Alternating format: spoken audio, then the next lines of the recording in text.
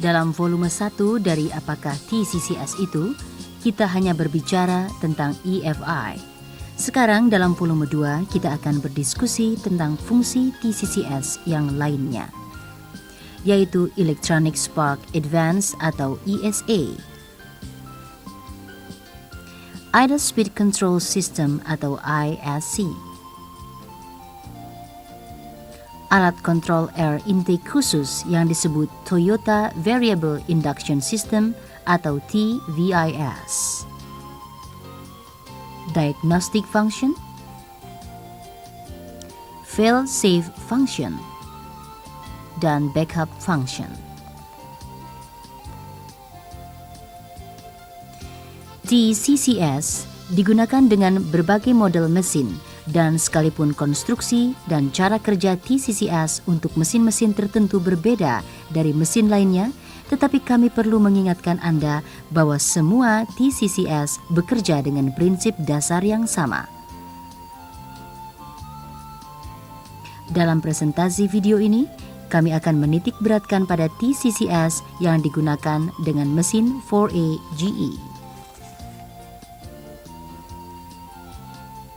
Sekarang mari kita lihat Electronic Spark Advance atau ESA.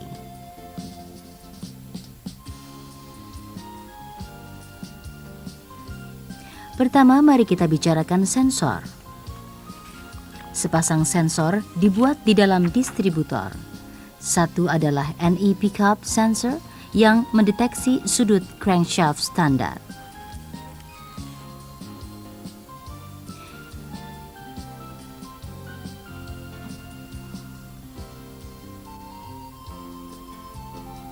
Vacuum sensor mendeteksi tekanan intake manifold.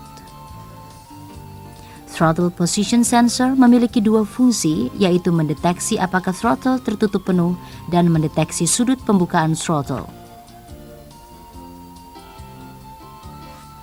Pada saat mesin berputar, ST terminal dan ignition switch menginformasikan kepada ECU. Water temperature sensor mendeteksi temperatur dari air pendingin mesin. Setiap sensor mengirim signal ke ECU dalam bentuk tegangan maupun pulsa signal. Lebih lanjut, selama air conditioner bekerja, air conditioner amplifier mengeluarkan signal tegangan yang selalu diterima oleh ECU. ECU menghitung ignition timing yang terbaik sesuai dengan kondisi putaran mesin berdasarkan signal dari berbagai sensor dan data yang tersimpan di dalam memorinya. Selanjutnya, ECU mengirimkan ignition signal yang tepat ke igniter. Oleh sebab itu, distributor pada sebuah mesin yang dilengkapi ESA dibuat berbeda dari yang digunakan pada mesin yang tidak menggunakan ESA. Mari kita lihat bagaimana distributor yang digunakan pada mesin yang dilengkapi ESA.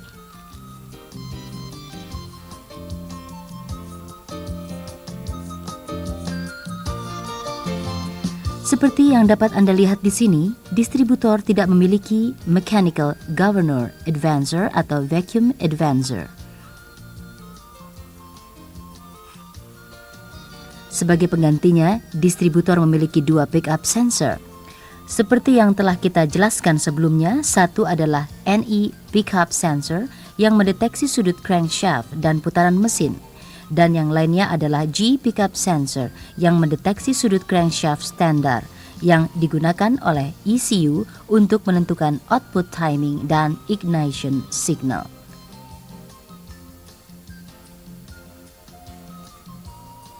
Mari kita lihat bagaimana ESA sistem mengontrol ignition timing.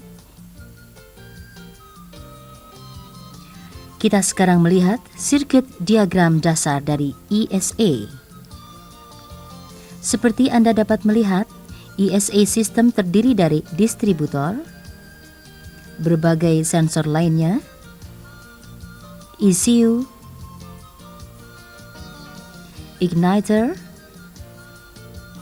ignition coil, dan busi.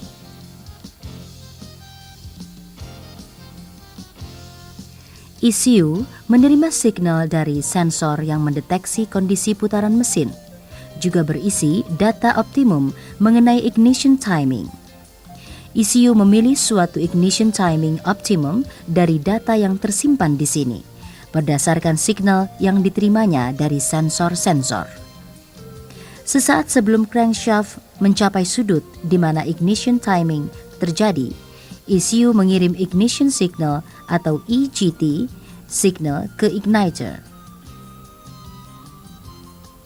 Berdasarkan signal ini, igniter mengaktifkan power transistornya sehingga arus mengalir ke primary coil. Pada saat crankshaft berputar mencapai ignition angle, ECU berhenti mengirimkan ignition signal ke igniter. Hal ini berakibat igniter power transistor menjadi off, menghentikan aliran arus ke primary coil. Selanjutnya, hal ini menyebabkan bangkitnya tegangan tinggi pada secondary coil sehingga busi mengeluarkan bunga api. Pada saat yang sama, counter electromotive force timbul di primary coil sehingga igniter mengirimkan suatu konfirmasi ignition atau IGF signal.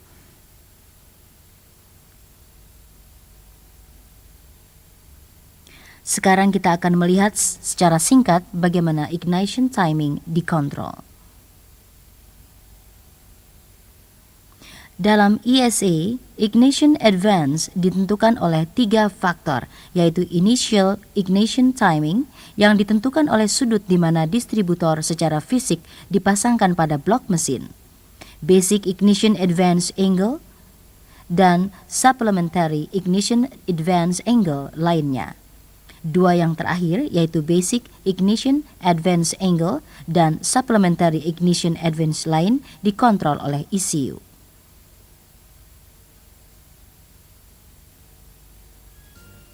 Sekarang mari kita lihat bagaimana ignition timing dikontrol sesuai dengan kondisi pengendaraan mulai dari saat mesin di start.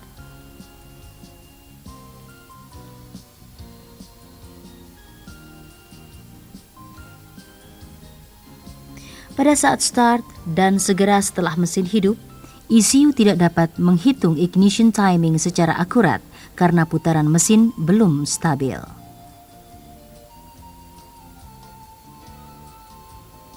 Dengan alasan ini, ECU tidak menghitung besarnya advance pada saat starter motor bekerja atau pada saat putaran mesin rendah. Sebagai penggantinya, ignition timing ditetapkan 10 derajat sebelum titik mati atas yang ditentukan oleh sudut pada saat distributor dipasang secara fisik. Ini disebut initial ignition timing.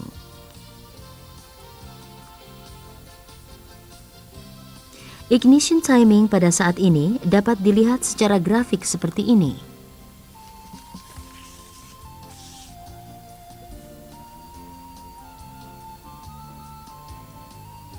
Apa yang terjadi pada ignition timing pada saat idling?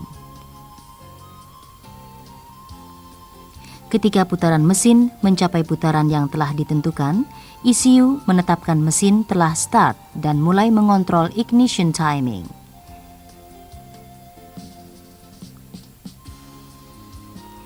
Bila throttle valve tertutup penuh pada saat ini, ECU memajukan ignition timing dari initial ignition timing dengan jumlah yang ditentukan oleh putaran mesin.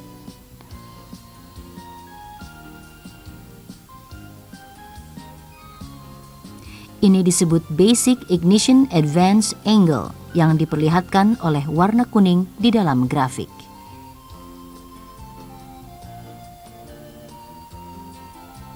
Sekarang, apa yang akan terjadi apabila accelerator pedal ditekan?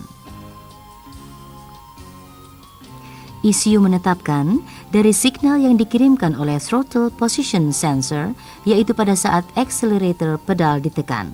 Selanjutnya, menetapkan basic advance angle bukan didasarkan pada putaran mesin saja, tetapi juga pada tekanan manifold. Selanjutnya, ECU menambahkan corrective advance angle lain sesuai dengan kondisi mesin.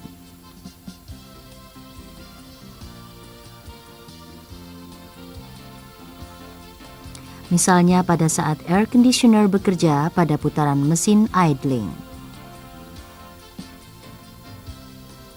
Atau pada saat temperatur air pendingin rendah.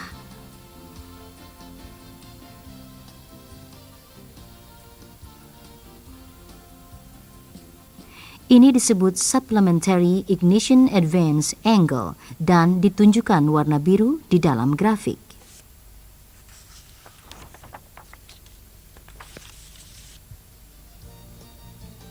Selanjutnya kita akan berbicara tentang Idle Speed Control atau ISC yang digunakan pada mesin 4AGA adalah V-Type ISC.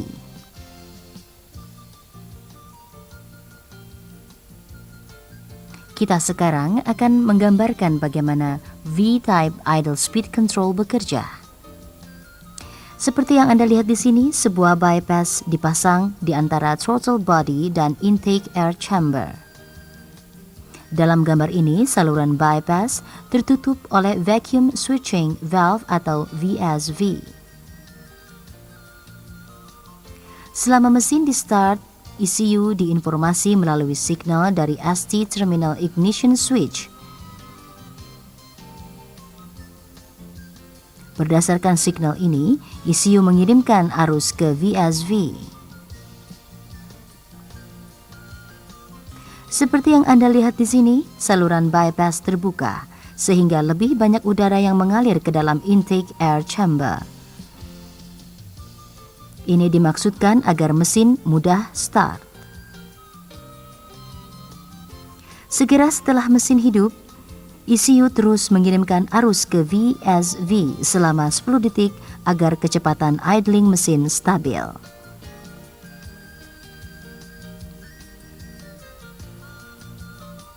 Setelah 10 detik berlalu, ECU berhenti mengirimkan arus ke VSV.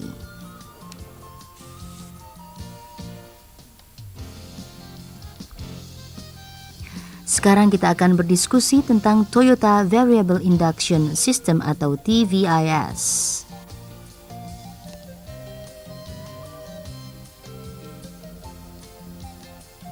TVIS dirancang untuk memperbaiki efisiensi dari air induction ke dalam setiap silinder di setiap tingkat kecepatan mesin. Ini juga dikontrol oleh ECU berdasarkan engine RPM signal. Mari kita lihat gambar yang lain yang memperlihatkan fungsi TVIS. Seperti yang Anda lihat di sini, setiap intake manifold dibagi ke dalam 2 saluran, dan sebuah air control valve dipasangkan pada salah satu saluran tersebut.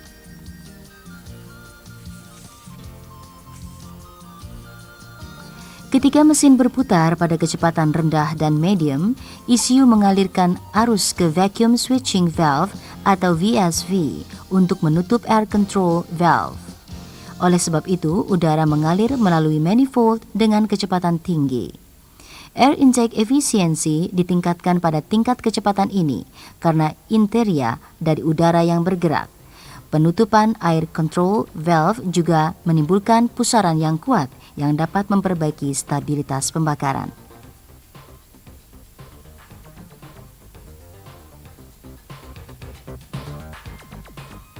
Akan tetapi, tahanan induksi meningkat pada saat putaran mesin naik. Pada saat putaran mesin naik sampai tingkat kecepatan medium, ECU menghentikan arus yang mengalir ke VSV. Hal ini mengakibatkan air control valve membuka sehingga sejumlah udara dapat dengan mudah dihisap ke dalam silinder.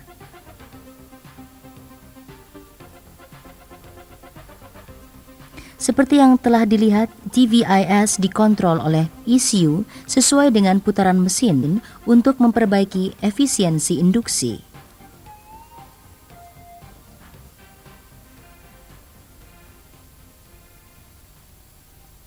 Sekarang kita akan mendiskusikan diagnostic function dan TCCS.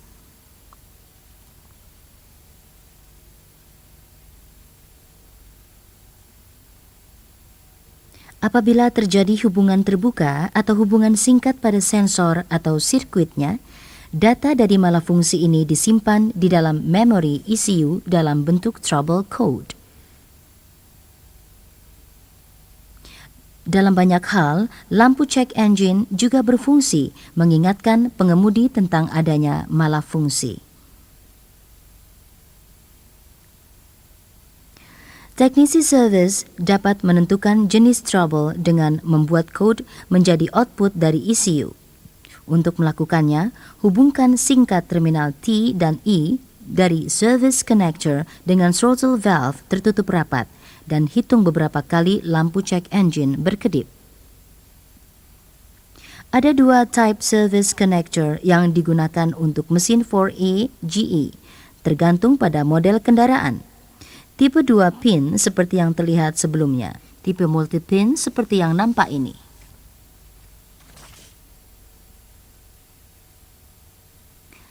Dalam hal NEAD 86 Corolla sebagai contoh, ini adalah kode yang menunjukkan kondisi normal.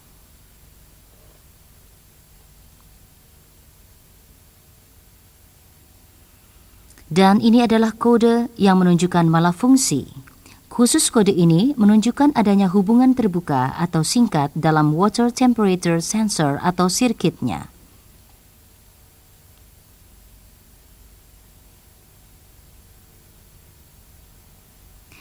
Tipe dari trouble code yang digunakan dan cara bagaimana kode ditunjukkan tergantung pada model kendaraan dan atau tipe mesin. Kesemuanya dijelaskan rinci di dalam repair atau diagnosis manual masing-masing.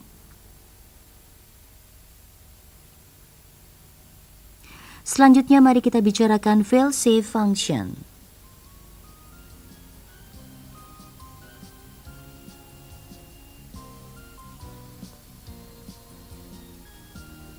Apabila sebuah sensor atau sirkitnya mengalami malafungsi, maka ECU melanjutkan kontrol TCCS berdasarkan signal dari sensor yang rusak. Hal ini mengakibatkan idling kasar, akselerasi buruk, dan lain-lain. Fail-safe function disiapkan untuk mencegah jenis trouble ini.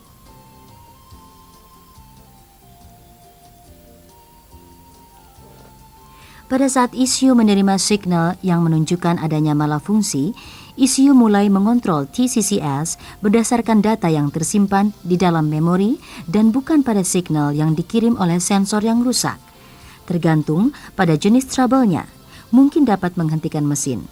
Fungsi ini disebut fail-safe function.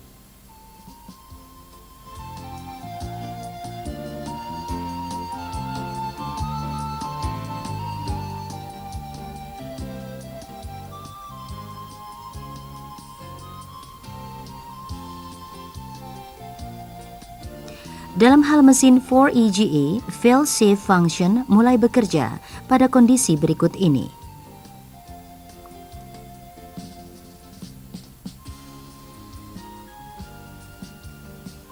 Pertama, bekerja apabila terjadi hubungan terbuka atau singkat dalam water temperature sensor, intake temperature sensor, atau sirkitnya. Hal ini terjadi, ECU berlanjut mengontrol semua sistem dengan anggapan temperatur air pendingin 75 derajat Celcius dan temperatur udara masuk 20 derajat Celcius. Biasanya, durasi injeksi bahan bakar dikoreksi oleh dua signal ini. Oleh sebab itu, apabila terjadi hubungan terbuka atau singkat dalam salah satu sensor ini atau sirkitnya, jumlah bahan bakar yang diinjeksi tidak dikoreksi berdasarkan temperatur air pendingin atau temperatur udara masuk. Lebih lanjut, apabila terjadi hubungan terbuka atau singkat dalam waktu temperatur sensor atau sirkitnya, koreksi ignition timing tidak didasarkan pada temperatur air pendingin.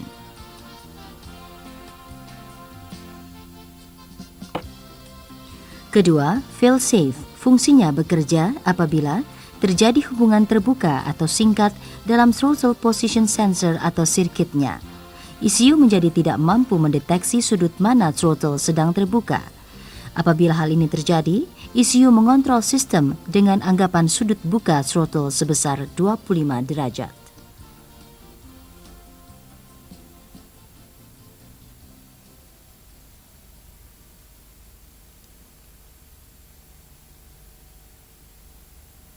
Akhirnya, fail-safe function dari TCCS diaktifkan apabila ECU gagal menerima konfirmasi pengapian atau IGF signal dari igniter.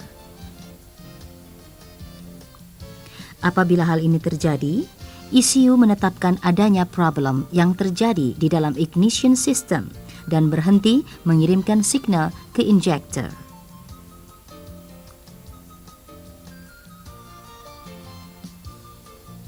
Akhirnya kita akan mendiskusikan backup function.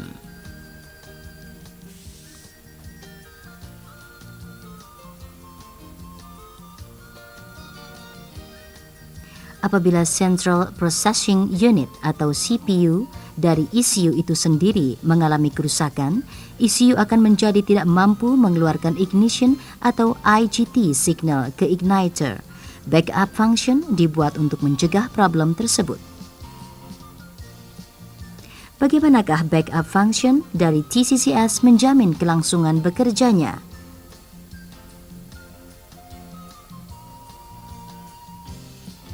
Pertama, pada saat backup function sedang bekerja, ECU memilih durasi penetapan awal dari backup data di dalam memorinya berdasarkan signal dari ST terminal ignition switch dan throttle position sensor.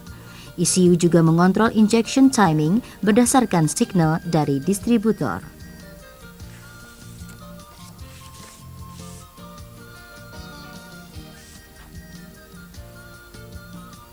Backup function juga mengontrol ignition timing berdasarkan signal dari distributor. ECU menetapkannya pada 10 derajat sebelum titik mati atas, yaitu initial ignition timing.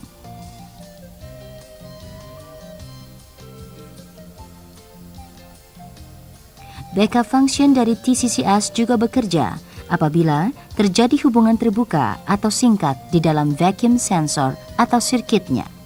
Durasi injeksi bahan bakar atau ignition timing dikontrol dengan cara yang sama, yaitu dikontrol oleh backup function apabila terjadi kerusakan pada CPU.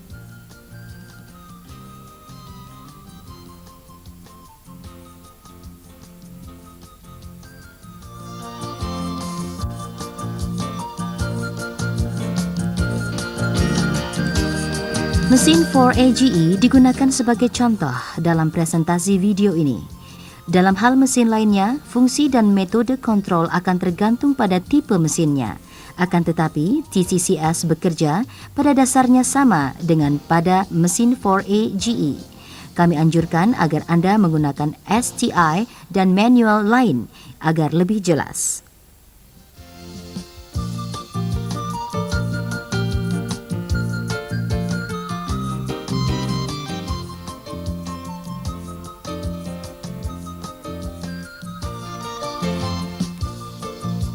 Kini berakhirlah bagian 1 volume 2 dari presentasi video kami tentang Toyota Computer Controlled System. Isi dari technical video program ini sangat penting untuk Anda pahami. Hanya apabila Anda kerjakan, Anda dapat mengatakan telah memahami benar-benar tentang fungsi dasar TCCS.